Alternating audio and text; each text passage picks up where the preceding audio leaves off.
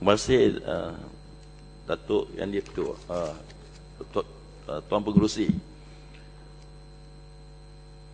Saya mengalu-alukan niat baik pihak kerajaan supaya orang ramai boleh menuntut ganti rugi ataupun pampasan jika berlakunya apa-apa kesilapan, keabaian atau keingkaran yang dibuat oleh pegawai atau menteri yang telah dinyatakan di bawah Seksyen 25. Tetapi malangnya, kalau kita membaca cadangan yang telah dibuat oleh Timbalan Menteri, maksud ataupun kalau kita baca Seksyen 25 selepas dipindah, iaitu dimangsukan dua perkataan keabaian dan keingkaran, skop perlindungan kalau kita tidak membaca perbahasan di Dewan ini, skopnya akan lebih luas dan tidak ada siapa-siapa pun boleh menuntut membawa apa-apa kes ke mahkamah terhadap menteri ataupun pegawai-pegawai yang telah dinyatakan di bawah Seksyen 25. Secara lisan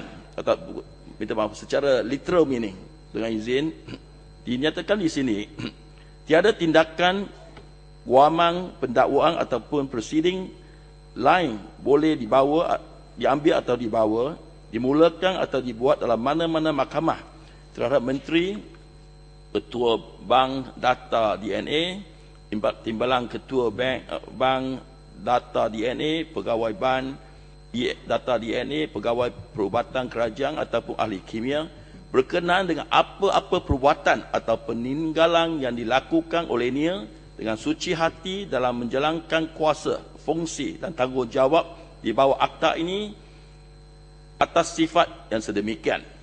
Ini bermaksud tidak ada apa-apa tindakan yang boleh dibawa terhadap orang-orang yang dinyatakan di bawah seksyen ini. Jadi masuk ataupun niat untuk supaya orang ramai boleh membawa tindakan di mahkamah ini tidak jelas dalam pindaan yang dijadangkan. Pendirian saya ialah kita haruslah memberi keadilan kepada semua rakyat yang mengalami kerosakan ataupun dimudaratkan dengan apa-apa tindakan oleh menteri atau mana-mana pegawai kerajaan yang telah menyebabkan kehilangan atau kerosakan kepada sesiapa pun. Saya rasa trend untuk melindungi menteri ataupun pegawai-pegawai kerajaan daripada tindakan mahkamah merupakan sesuatu yang menggalakkan ketidakadilan walau kepada mereka yang telah mengalami kerosakan ataupun kerugian. Kerana sungguh pun kalau suci hati kita melakukan sesuatu tapi memudaratkan ataupun menyebabkan kerosakan atau kerugian kepada mana-mana pihak, haruslah kita memberi pampasan kepada mereka. Kalaulah seseorang itu